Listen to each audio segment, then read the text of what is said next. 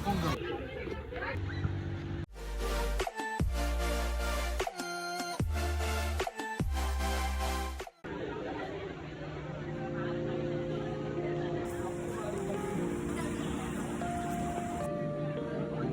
तर मित्रांनो, आपण चालू आहे कोकणात. प्रवासाची सुरुवात होते आपल्या पनवेल रेल्वे स्टेशन. तर मी आणि मित्र पनवेल स्टेशनला आहोत. ट्रेन लागली होती. थोड्याच वेळात ट्रेन चालू झाली आणि म्हणता म्हणता आपण अखेर पोहोचलो रत्नागिरी रेल्वे स्टेशनवर. दिवस पहिला सकाळ झाली आणि सुरुवात आम्ही स्वातंत्र्यवीर विनायक दामोदर सावरकर यांच्या संकल्पनेतून साकारलेले ऐतिहासिक पतित पावन मंदिर, जिथे सर्वांना एकत्र येऊन पूजेचा अधिकार मिळाला. कोकण म्हटल्यावर इथे ठिकठिकाणी देवदेवतांची मंदिरं आहेत. तर आम्ही येथील राम मंदिरामध्ये आलो. येथील सुंदर नक्षीकाम पाहण्यासारखं होतं. प्रसन्न वातावरण, मनात श्रीरामाचं दर्शन झालं. नंतर आम्ही लांजाला जाण्यासाठी बस स्थानकाजवळ आलो. थोड्या वेळात बस साधारणतः 40 मिनिटाचा प्रवास केल्यानंतर आम्ही आता आलो लांजा परिसरात. हे लांजा बसस्थानक मित्र बाईक घेऊन आला. त्यासोबत आम्ही निघालो. रत्नागिरी जिल्ह्यातील इतका सुंदर तालुका, इतकी शुद्ध हवा, रस्त्याच्या दुतर्फा झाडे, त्यामधून आमची बाईक जाते. वेरूळ एरियात पोहोचल्यानंतर तेथील वातावरण, लाल खडकांची कोकणी घरं पाहून मन कसं अगदी प्रसन्न होतं. तर आम्ही आता फेरी धरणाकडे वाटचाल केली. खूप मोठं आहे. असं म्हणतात की तो जुनी लोकवस्ती होती. त्या अवशेष इथे ठिकठिकाणी दिसून येतात. तसेच त्यानंतर आम्ही थोड्या वेळात तेथील जवळ असलेल्या विठ्ठल मंदिराजवळ आलो आणि पाहू शकता येथील लाल खडकापासून बनलेले मंदिर खूप सुंदर आहे. आणि त्यांच्या एरियापासून थोडं लांब म्हणजे 2 वाडी आहेत तिथे. त्या वाडीपैकी एक वाडी गवती आणि मावळतवाडी असं ते म्हणतात. तर हे मंदिर त्या ठिकाणी आहे. नंतर आम्हाला तिथून परतताना एक वेगळं सुंदर झाड दिसलं. त्यावर लहान चाकरची फळं लागली होती. तरी पण पाहिलं, पण आम्हाला ते जरा वेगळं वाटलं. सुरुवातीला ते झाडच वेगळं वाटलं होतं. मग आम्ही तिथे जवळ जाऊन पाहिलं तर मित्रांनी ते एक फळ हातामध्ये घेतलं आणि दाखवलं. तेव्हा आम्हाला ते कन्फर्म झालं की हे उंबराचंच झाड आहे. तर त्यानंतर मग आम्ही इथे प्रसिद्ध असलेल्या काजू आणि आंब्याच्या वाडीमध्ये जाऊन काजू खाण्याचा आस्वाद घेतला. हे काही क्षणचित्र. गाडीतळ येथील प्रसिद्ध राहत गणपतीच्या दर्शनासाठी निघालो. ही छोटीशी गल्ली आहे. तिथून रस्त्याच्या साईडला मध्ये मध्ये जायला लागतं.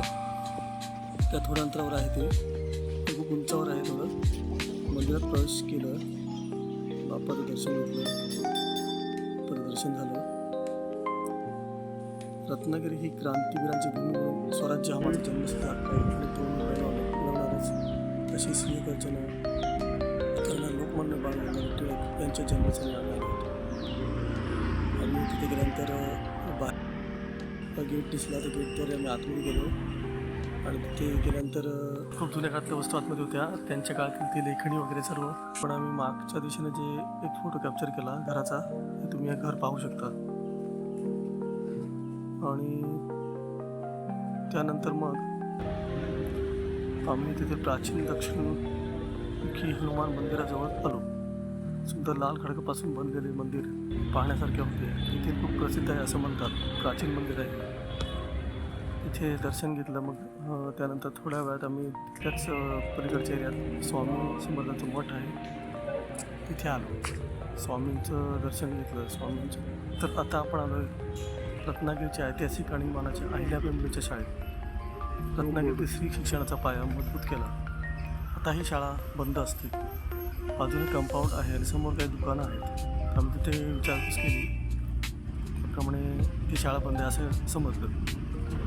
सायंकाळी आम्ही निसर्गाचा आनंद घेत तिथे ऐतिहासिक वास्तू पाहण्यासाठी आलो. तर हा आहे रत्नागिरीतील प्रसिद्ध थिबा पॅलेस. म्यानमारचे राजे थिबा यांना जेव्हा इंग्रजांनी नजर ठेवलं होतं तेव्हा त्यांच्यासाठी हा राजवाडा बांधला गेला होता.